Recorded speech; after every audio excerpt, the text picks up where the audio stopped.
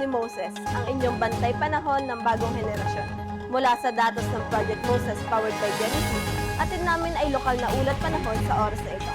Ako si Engineer Junal Mingi, ang inyong weather correspondent ngayong araw. Sa huling weather update ng Pag-asa, Easterlies pa rin ang patuloy na nakakaapekto sa malaking bahagi ng Luzon at Visayas na nagdudulot ng mainit at maalinsangang panahon sa bansa, kaya't asahan ang maaliwalas na panahon. Ganon din, makikita na walang inaasahang malawakang pagulan maliban sa mga localized at isolated rain showers sa hapon at gabi dulot ng localized thunderstorm. Sa ngayon, walang binabantayang sama ng panahon sa loob at labas ng Philippine Area of Responsibility.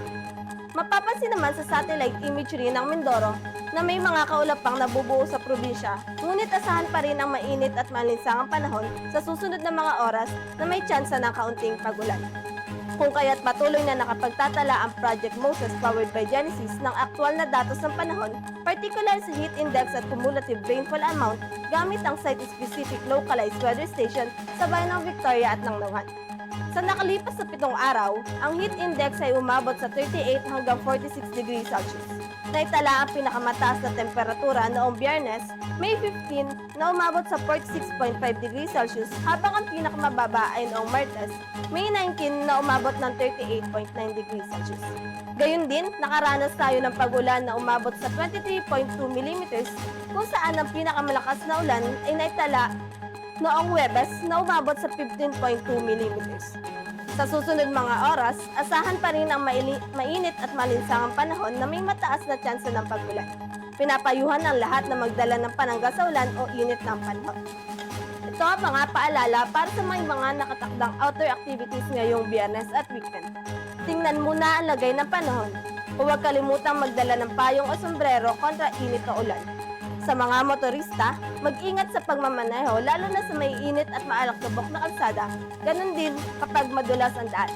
Magsuot ng preskong damit at panatilihing hydrated sa pamamagitan ng regular na pag-inom ng tubig.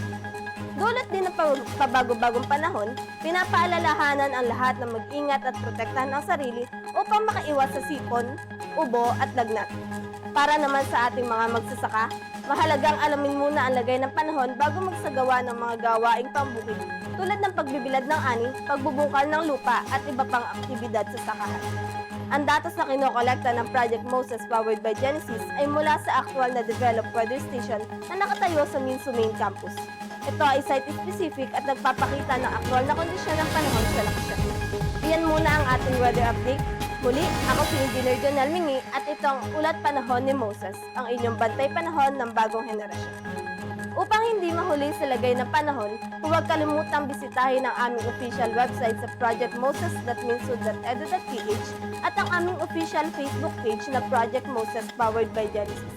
Para naman sa mga pinakabagong balita at anunsyo mula sa ating universidad, bisitahin ang official Minsu website sa www.minsu.edu.ph at i-follow ang ating official social media pages sa Facebook, Instagram at YouTube at The Minsu Official. Magandang araw!